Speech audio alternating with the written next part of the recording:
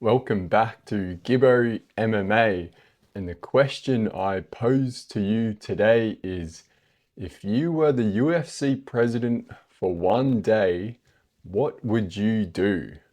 Today I got the presidential fit on. I'm gonna be like St. Nicholas, I'm gonna be Santa, got the tie on, and we're gonna be dishing out bonuses. We're gonna be giving these fighters more money. We're gonna be cutting bullshit events. And today I'm going to put the president's hat on and I'm going to tell you what I would do if I had just one day as UFC president. Now, there are so many things that I would want to change. I know you guys instantly have like 5 different things you can come up with right now that you would do. But again, you have one day, and the reality of getting shit done and, making drastic changes in one day is very hard. So I'm gonna go through 5 or 6 or so things. Um,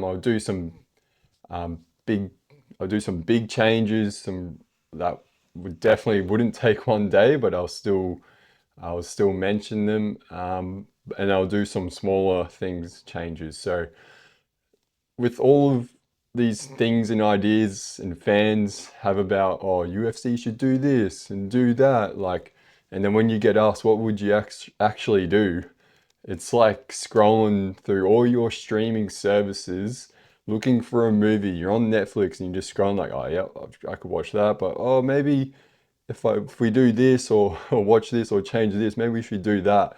And you end up just doing the doom scroll on the things you could do and the changes you could make in the UFC are endless. But firstly, I would start off with changing the purse structure. So currently it is show and win for a lot of for pretty much all the fighters.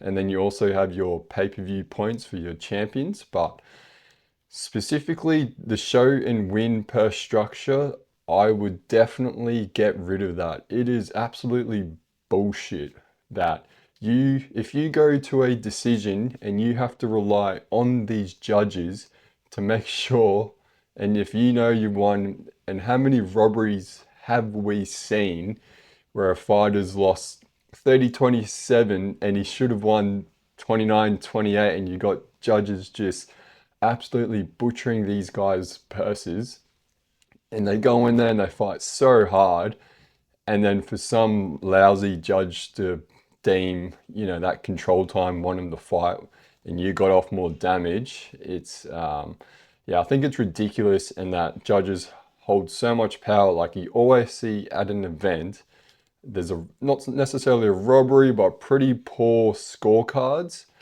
And the fact that people are relying on these expert judges to make sure the right winner wins. And so if you've got, 100 to win, and 100 to show and then 100 to win. So you get in the cage, all right, you get in your 100K. Say you go to a 3 round or 5 round decision, pretty close fight, but it's pretty certain like you won basing on the scorecards, and then it doesn't go your way. How many times have we seen that? And imagine the other 100K of your purse is now just gone because one or a couple of judges weren't were just absolutely butchered it. And how many times have we seen that? So I would like to see something more like performance and finishes based, like to incentivize finishes. So say you get 100 to show, 100 to win. I'd just start doing flat rate show money, and then so we could do. I'm just spitballing here. Like, say your total purse that you could get is 200K from that to show and win.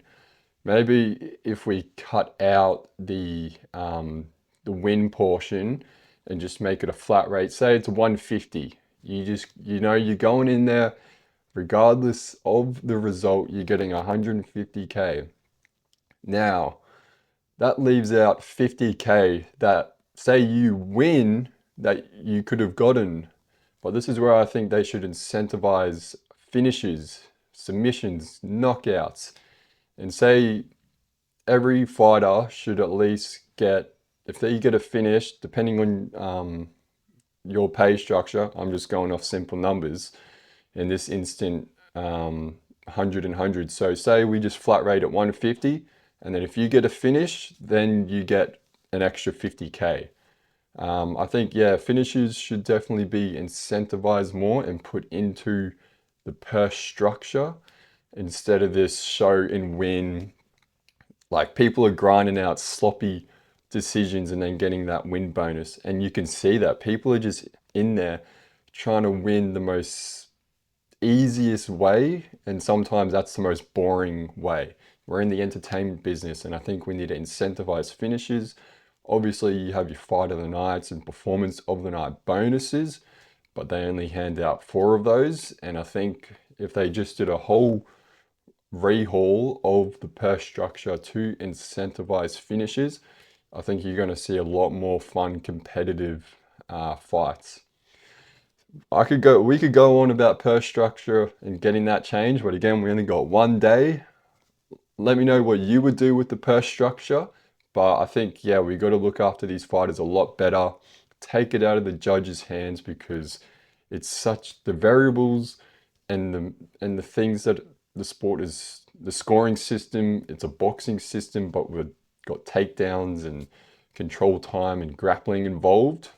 It seems to, it's only just working for the time being, but we need to change something. And I think changing the purse structure is a good step to eliminate fighters getting hard done by poor decisions. Okay, the next thing I would change is to get rid of the Ultimate Fighter. We're up to the 33rd season, and people stopped caring about the Ultimate Fighter 10 years ago. I know it's a nostalgic reality TV show. It really launched the UFC, got it really well known, but I think, it's on ESPN and they're obviously getting money to put it on, but the show's just rinse and repeat.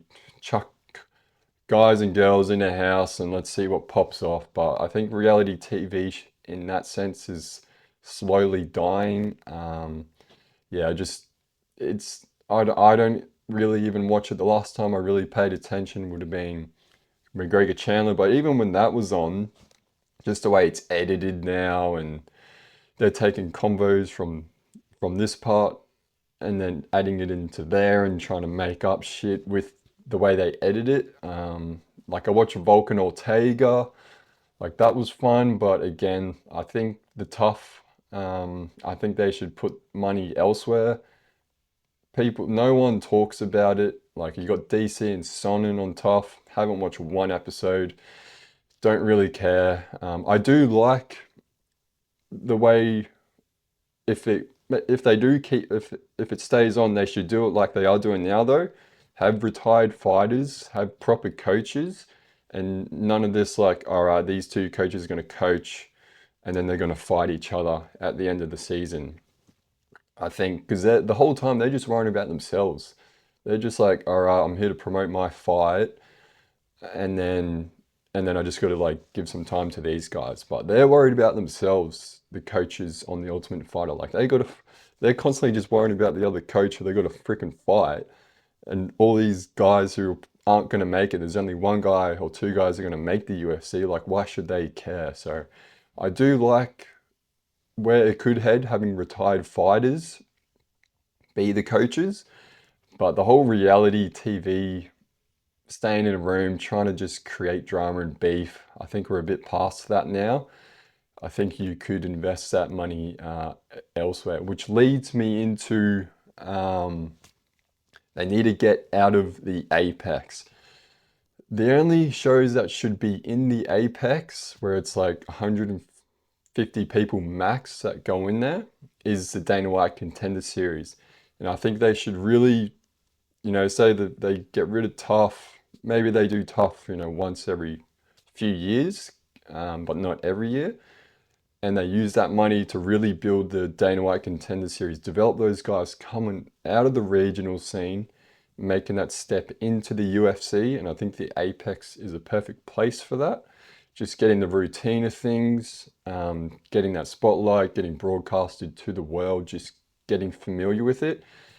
And I think they should just do more like the Dana White Contender Series type events in the Apex. But we need to get fight nights out of there. Like, oh, it's absolutely dead. You see some absolute banger of a fight, and it's just empty, and it just sucks the life out of it. Even just watching it at home, you just like, there's no crowd. You can't hear the crowd. Like watching it, you just like, there's no any like good visual cues that things are going well and it's entertaining. So yeah, I think the other thing I would change is, yeah, we got to get out of the Apex, and I would increase the way the Dana White Contender Series is going to get these guys coming from the regional scenes and to be able to develop them more. Okay, I think you guys are gonna like this one. We're still on, so we're at about lunchtime now of day one. We've made a few changes, and the next change I would make, I'd get my pen and paper out and sign the executive order, bring back personalized fighter shorts. Think of Chuck Liddell, Tito Ortiz, Fire and Ice, BJ Penn. He had like the black belt shorts. We need to bring back fighters to, we need to bring back personalized fighter shorts where they can go out, get their sponsorships. Like, I can't imagine someone like Conor McGregor or Ilya Topuria, the amount of money they would make from having their own shorts and the sales they would get and getting their own sponsors. And yeah, I can see why UFC, because it all started with the Reebok deal, and then we got Venom now, but I can see why the UFC did it. It creates familiarity. It's clean, it's consistent, it's building the UFC brand, but there's a lot of money left on the table for these fighters. So if you're not going to pay them any more, at least give them the chance to go out and get their own sponsorships and stuff. Because that's why we follow fighters, for their brand, their personality, the way they express themselves. No one who's buying fighter shorts. Like, they started to do it for like champions or some of the high profile fighters where they get their own design now, but still, it's pretty bland. And I think we need to go back to letting the fighters be able to express themselves properly. I guess it could be good for the guys up and coming fighters, because it's like, all right, I think on the lower end they're probably guaranteed $4,000 to $6,000 just in sponsorship from Venom to wear their fighter kit, and then I think it goes up to like 26 or something $1,000. Like, yeah, it's all pretty complicated the way their fight kit pay structure is, but it does create, consistent. It keeps it clean. It gives them a uniform, but independent contractors have to supply their own uniform. And the UFC are absolutely, it's a rort that they can go, oh, you're an independent contractor, so we don't have to give you insurance or anything like that. Oh, but hey, like, you got to wear this and that, and you guys can't go and get your own uniforms and get all this money. You guys got to abide by our rules here. So that's where I think it's a bit of a double standard with that. Again, super complicated topic with all of the contracts with the UFC. But yeah, that's one thing I'd do is bang, I'd tear up that Venom deal, Reebok, tear it up, get it out of here, and let the fighters produce their own fighter shorts and really bring back that personalized branding that they can do with the shorts. And especially all the sales that they would get. Like, I would definitely go out and buy a cool pair of Adesanya shorts or Volk shorts. Absolutely. Okay. Well, what else would we change? There's so many. We could go on for hours on what we would do. Um, I would, next thing I would do is I would reduce the amount of events the UFC does in the calendar year. Currently, it's like 40 plus events. There's like 12 to 15 pay-per-views, and then you got all of these fight nights. And I would almost half the events that the UFC have. I would have one pay-per-view a month. There's 12, and then I'd fit in a fight night as well. So if it's two a month, there's 24, easy math, but you could have three a month. And I reckon probably having around 26 to 30 events a year. Yeah, there's so many events you're sitting there watching. Remember, it takes roughly around 6 hours from start to finish for a UFC event. And there's some events there where it's an absolute slog.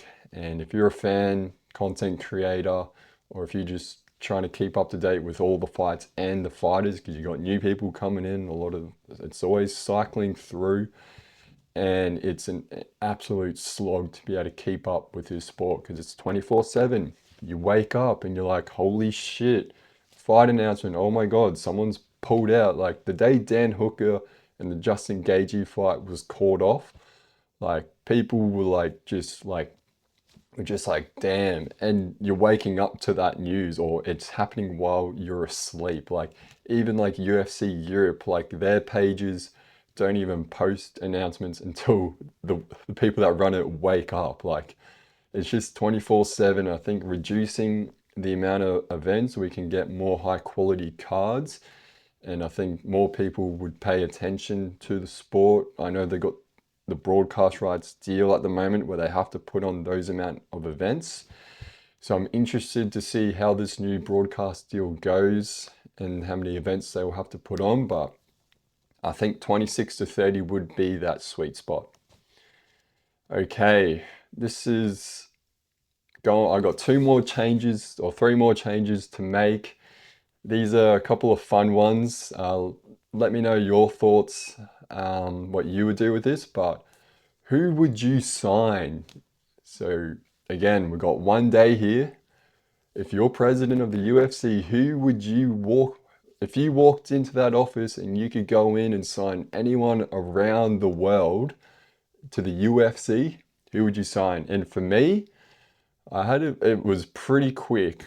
Like, there's a lot of the big fighters, top fighters are already in the UFC, but there's this one guy who has just skyrocketed in the MMA world because of sort of the way he looks. He's an absolute beast. He is the Neanderthal. He goes by the name of Frederick Vosgron. If you haven't seen him, he's this real pale, blonde, bleached hair looking guy. He looks like a Neanderthal. He's like a caveman look-alike, and he's an absolute beast. His last fight was on Octagon MMA. He fights at light heavyweight and I believe also heavyweight, but he's an absolute tank. He's like a beast in the grappling. I think he does IBJ, sorry, like Nogi World Championships and all that stuff. Like, he's got all of the submissions under his belt. But with a guy of that size, he would also have knockout power. But he's just like a freak of nature, and that's the guy I would sign, the Neanderthal. Let me know who you would sign.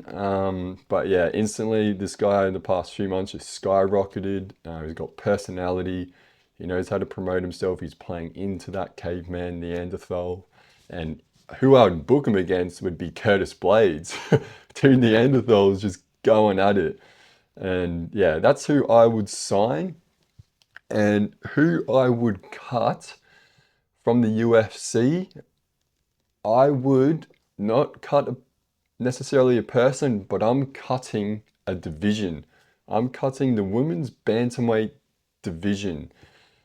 I think what I would do is I would cut it, but I would make a new one where it's just open weight. I think Yeah, max it out at the 125, the flyweight, and then from there, just make it open weight. Like, just think of like Amanda Nunes and ah, Kayla Harrison. Like, she's killing herself to just get 135, and it's like, why not just, what's the difference between 35 and 45 as far as like there used to be 145, but they had to get rid of it once Amanda Nunes retired. But I think they should just go like they have it 115 strawweight, 125 flyweight, and then they should just call it women's open weight or something heavyweight, and just like max it out to like 155 and just put like they do with heavyweight, like 265. I just put it like women's open weight or heavyweight and just put it at 155, 160. That way, the bigger, like the girls who bigger in stature are like, because there'd be a lot of them around the world that want to fight, but they just can't make that 135, but they could make 150, 145. And Kayla Harrison's a perfect example. I think it's just a testament to her sheer will and power, determination and grit that she can make 135. I believe she was competing in judo at like 170 or something.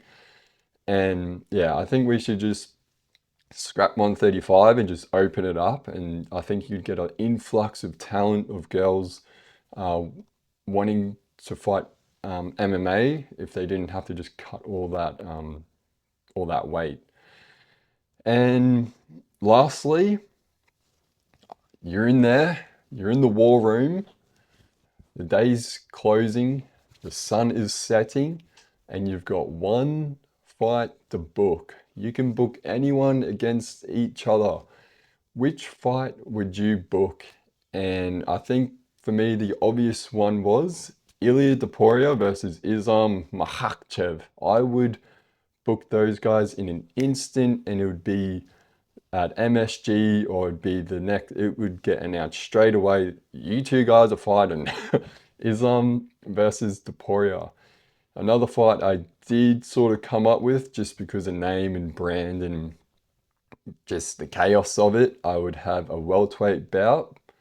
There's so many fights you could do. I just thought of another one, but Topuria versus McGregor at welterweight. Just imagine those two heavy hitting boxers just slugging it out. I think that would be awesome. I thought of Islam McGregor, but we know how that would go, just another grappling fest. But I think two heavy stylistic boxers and Topuria McGregor would also be a fight I'd like to book. But as far as active people competing, it would have to be Topuria versus Islam. Okay, that is the end of the day as of my UFC presidency.